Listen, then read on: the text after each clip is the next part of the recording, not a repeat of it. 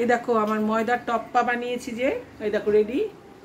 দেখতে কিন্তু সুন্দরই হয়েছে, এখন খেতে কেমন হয়েছে আমি জানি না, আমি খেয়ে নিয়ে বলছি এটার টেস্ট কেমন হয়েছে।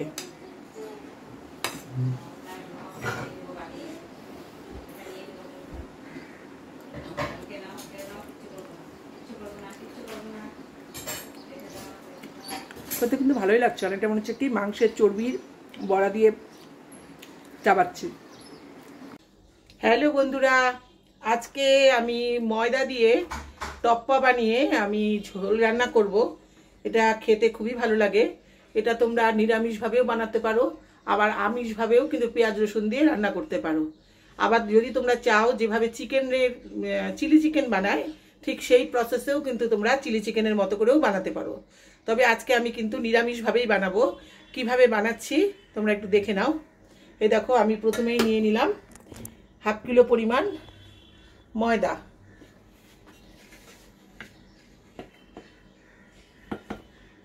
এটা কিছুই না, এটা প্রথমে আমি একটু জল দিয়ে শক্ত করে মেখে নেব। মেখে নিয়ে ঘন্টা খানিকের জন্য এটাকে রেখে দেব, কিচ্ছু দেবো না। এটা এখন লবণ বা মশলা কোনো কিচ্ছু দেবো না। এটা যেমন করে তোমরা ময়দা মাখো বা রুটির জন্য আটা মেখে থাকো ঠিক সেইভাবে শক্ত করে একটা ডো বানাবে। এটা খুব একটা নরম করা যাবে না। দেখো ডোটা মেখে নিয়ে এই দেখো আমি ময়দাটা কিন্তু এই যে দেখো মেখে নিয়েছি, যেমন করে আটা আমরা মাখি রুটি বানানোর জন্য ঠিক সেইভাবে এই দেখো ময়দাটাকে আমি মেখে নিয়েছি। এবার এই ময়দাটা আমি জল দিয়ে 1 ঘন্টার জন্য ভিজিয়ে রাখবো, ভর্তি করে জল দিয়ে রাখবো। 1 ঘন্টা পরে আমি ফিরে আসছি। এই ধরনের টপ্পা বানিয়ে তরকারি তৈরি করা কিন্তু খুব একটা কঠিন নয়, তবে খেতে কিন্তু ভীষণই ভালো লাগে। সাধারণত মন্দিরে বা যারা নিরামিষভোজী মানুষ তারা এই ধরনের টপ্পা বানিয়ে তরকারি রান্না করে। তবে এই দেখো আমি কি এবার এর মধ্যে জল ঢেলে দিচ্ছি। এটাকে আমি ঘন্টা খানিকের জন্য ভিজিয়ে রাখবো। তবে তোমাদের হাতে যদি সময় না থাকে তোমরা 8 ঘন্টা ভিজিয়ে রাখলেও হবে। 8 ঘন্টার জন্য ভিজিয়ে রেখে আমি আবার কিছুক্ষণ পর ফিরে আসছি। আর এইটা টপ্পাটা রান্না করার জন্য দেখো আমি তেমন কিছু উপকরণ নয়, এখানে নিয়ে নিয়েছি কয়েকটা আলু, একটা টমেটো, একটা আদা কুচি, আর নেব এখানে 8-10টা কাজু, আর একটু জিরের গুঁড়ো, ধনের গুঁড়ো, লঙ্কা গুঁড়ো। এগুলো দিয়ে আমি একটা পেস্ট বানিয়ে নেব। টমেটো, আদা, কাঁচা লঙ্কা।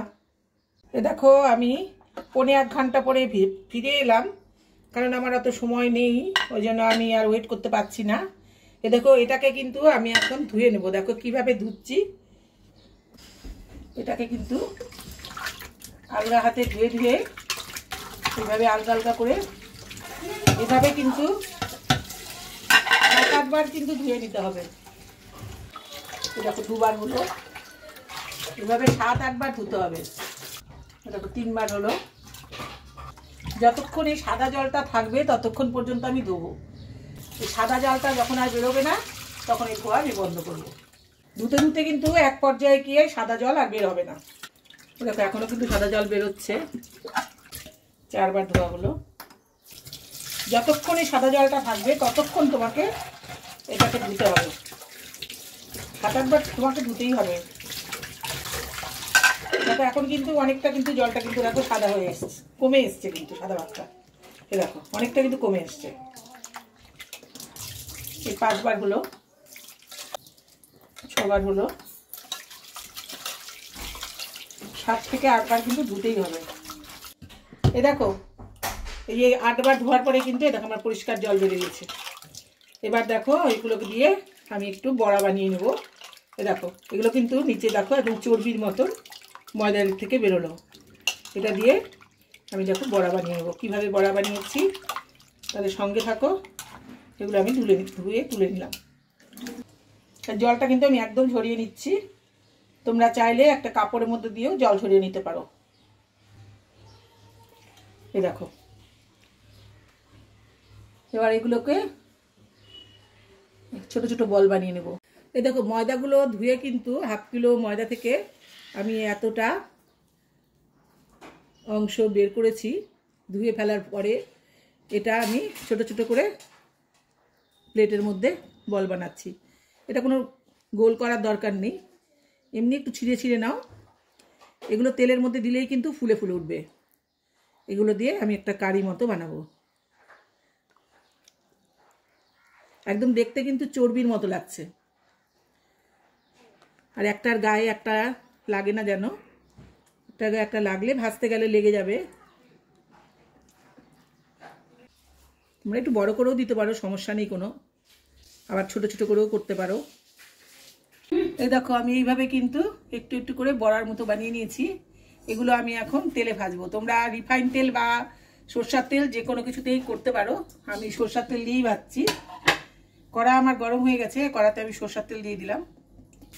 আর অন্যদিকে আমি তেলটা গরম হোক ততক্ষণ একটা মশলা বানিয়ে নিচ্ছি। দেখো এখানে দিয়ে দিচ্ছি একটা বড় দেখে টমেটো নিয়েছি, টমেটো কুচি, এই যে আদা কুচি, এই কয়েকটা কাজু নিয়েছি।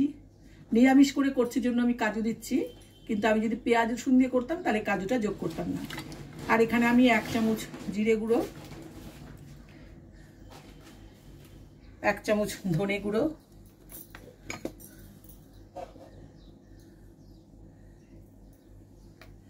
শুকনো লঙ্কা গুঁড়োটা আমি বেশি দিচ্ছি না, 1/2 চামচ শুকনো লঙ্কার গুঁড়ো, আর 1/2 চামচ দিয়ে দিচ্ছি কাশ্মীরি লঙ্কার গুঁড়ো। তোমরা কিন্তু চাইলে একটু পোস্ত যোগ করতে পারো, আমি পোস্ত দিচ্ছি না। এবার প্রথমেই কিন্তু তেল কিন্তু গরম হয়ে গেছে আমার। এই দেখো বড়াগুলো ভেজে নিচ্ছি। বড়াগুলো কিন্তু দেখো তেলে দেওয়ার সাথে সাথে কিন্তু এই দেখো বড় বড় হয়ে যাচ্ছে, ঠিক মনে হচ্ছে যেন চর্বির বড়া ভাজছি। অল্প করে করে দিয়ে ভেজে নিতে হবে। দেখো বড়াগুলো ভেজে তুলে নিচ্ছি।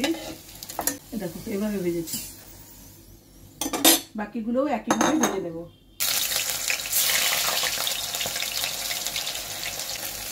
এইভাবে বড়া ভেজে নিয়ে কিন্তু তোমরা চিলি চিকেন যেভাবে রান্না করে সেভাবেও কিন্তু রান্না করতে পারো। একটু ক্যাপসিকাম দিয়ে আর টমেটো দিয়ে যেভাবে তোমরা চিলি চিকেন রান্না করো ঠিক সেম প্রসেসে। আবার পেঁয়াজ রসুন দিয়েও তোমরা কিন্তু মাখা মাখা করে রান্না করতে পারো। আমি আজকে নিরামিষ করেই করছি। নিরামিষের দিনে তোমরা এভাবে রান্না করে কিন্তু খেতে পারো। মন্দিরগুলোতে কিন্তু এইভাবে ভগবানের ভোগ দেওয়া হয় রান্না করে। সেইভাবে আমি সব বড়াগুলো ভেজে নিচ্ছি। দেখো আর একবার ভেজে নিলাম, আর একবার ভাজলেই হয়ে যাবে বড়াগুলো ভাজা আমার। দেখো সব বড়াগুলো কিন্তু আমার এই যে ভাজা হয়ে গেছে। জিরে দিয়ে দিলাম, একটা তেজপাতা, একটা শুকনো লঙ্কা, একটা কাঁচা লঙ্কা। এই যে কাটা আলুগুলো, আমি আলুগুলো কেটে রেখেছিলাম সেটা দিয়ে দিচ্ছি এখানে। আর এখানে পরিমাণ মতো হলুদ আর লবণ কিন্তু আমি যোগ করে নেব, আর হলুদ দেব না। এই যে লবণ দিয়েছি, তোমরা পরিমাণ মতো দিও, কম দিও অসুবিধা নেই, পরে তোমরা চেখে নিয়ে লাগলে আবার দিও। আমি এর মধ্যে কটা মটরশুঁটি রেখেছিলাম, মটরশুঁটিগুলো দিয়ে দিচ্ছি। মটরশুঁটিগুলো থাকতে পারে তাই ঢাকা দিয়ে দিচ্ছি। আচ্ছা এইবার দেখো আমার আলুগুলো কিন্তু ভাজা হয়ে গেছে। আমি যে মশলাটা পিষে রেখেছিলাম সেই মশলাটাই মধ্যে দিয়ে দিচ্ছি। তোমরা চাইলে আলুটা তুলে রেখে মশলাটা ভেজে দিতে পারো, আমি একসাথে দিয়ে দিলাম। আর কষাবার সময় বাটিটা দিয়ে জল দেবো। দেখো আমার কিন্তু মশলা এবং আলুগুলো কষানো হয়ে গেছে, আলুগুলো সেদ্ধও হয়ে গেছে। আমি মাঝখানটা একটু ফাঁকা করে এখানে সামান্য পরিমাণে চিনি দিচ্ছি, কালারটা কিন্তু তাহলে আরও সুন্দর হবে। আর সামান্য একটু মিষ্টি মিষ্টি স্বাদ হবে, ভালো লাগবে। এই যে খুব সামান্য একটু, এটা একটুখানি গোলে ক্যারামেল হওয়া পর্যন্ত অপেক্ষা করবো। দেখো চিনিগুলো কিন্তু গলে গেছে, এবার আমি নেড়ে দিচ্ছি। চিনিটা তেলের মধ্যে দিলে না তরকারির কালারটা খুব সুন্দর আসে। কাশ্মীরি লঙ্কা গুঁড়ো দিলে এমনিতেই তরকারির কালার ভালো হয়, আর চিনিটা দিলে আরও বেশি ভালো হয়, খেতেও ভালো লাগে। দেখো হয়ে গেছে কিন্তু, দেখো ভাজা ভাজা আলুগুলো কিন্তু সেদ্ধ হয়ে গেছে। এবার জল দিয়ে আমি ফোটা পর্যন্ত অপেক্ষা করব। আর জলটা কিন্তু মোটামুটি লাগবে, কারণ এই বড়াগুলো অনেকটাই কিন্তু জল টেনে নেবে, আর একটু জল লাগবে। আর এতে আমি যে কয়েকটা কাঁচা লঙ্কা ফেলে দিচ্ছি, দিয়ে আমি ঢাকা দিয়ে দিচ্ছি।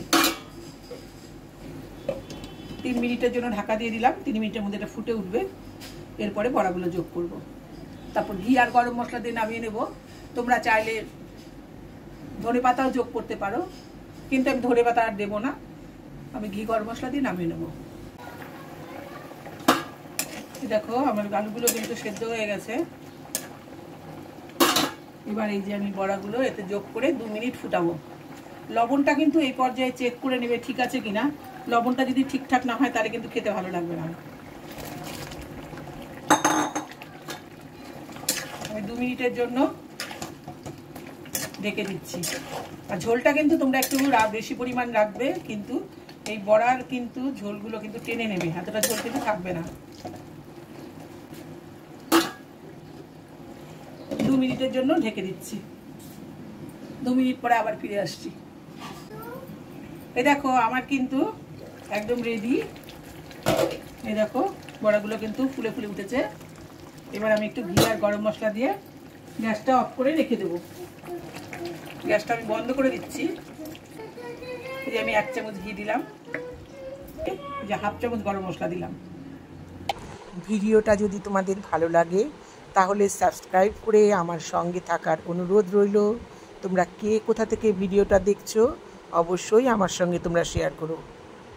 এই দেখো আমি কিন্তু ময়দার টপ্পাগুলো ঝোলে দিয়ে ঝোল তৈরি করেছি। এবার আমি নামিয়ে নিয়েছি।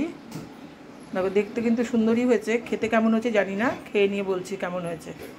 এই দেখো আমার ময়দার টপ্পা বানিয়েছি যে, এই দেখো রেডি। দেখো দেখতে কিন্তু সুন্দরই হয়েছে, এখন খেতে কেমন হয়েছে আমি জানি না, আমি খেয়ে নিয়ে বলছি এটার টেস্ট কেমন হয়েছে।